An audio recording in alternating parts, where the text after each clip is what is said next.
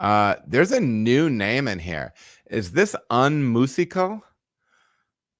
That's not a name I've seen before. Welcome, fellow brewer.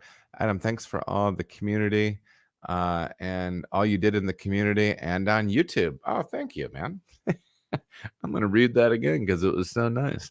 Then they continue. I'm a home brewer, and when I can, I like to split batches to compare hops and yeast. Off the top of your head, if you were able to do a split batch, what would you compare? So I would do some,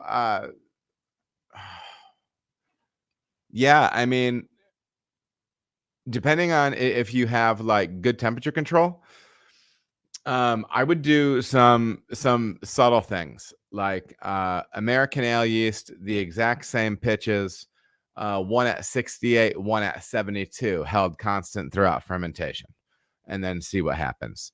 Or I would do American ale yeast, British ale yeast, side by side them and see what it's like. Any yeast strain that you like working with, ferment at the lower end of the spectrum and at the higher end of the spectrum, temperature wise, right? Stuff like that. Try out different lager strains against each other. Do the whole ferment a Lutra, right? So the lager like Kveik strain against a traditional lager strain. I would mix it up like that. The cool thing about keeping something similar is if you're not, I mean, you can probably blend those beers back into one if you really wanted to. I don't know what purpose that would serve, but anyways, you could if you needed extra, if you want extra keg space or whatever. But manipulate some of those variables with individual things. Sure, you can do different dry hops. I think that's great. Do some with dry hopping at different lengths as well.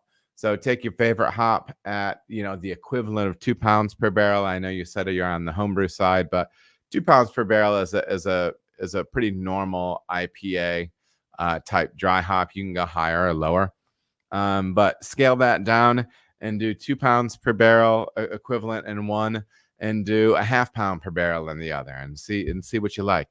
I think that stuff can be instructive. So mix up your variables. Try to just test one thing at a time, and that's the way I would approach it.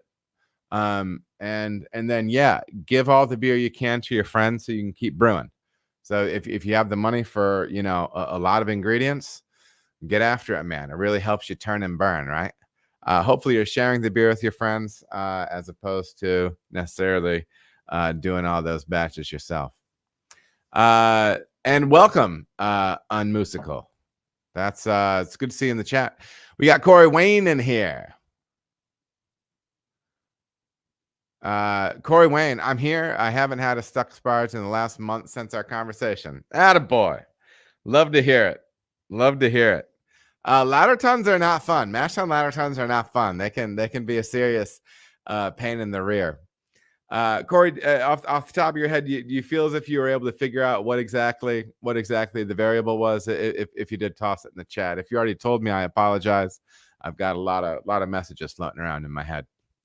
All right, everybody, thank you so much for watching. If you feel as if you got any value out of the video, please like and subscribe. There are also other videos that you can watch. They're going to maybe be over here or over here. Appreciate you watching.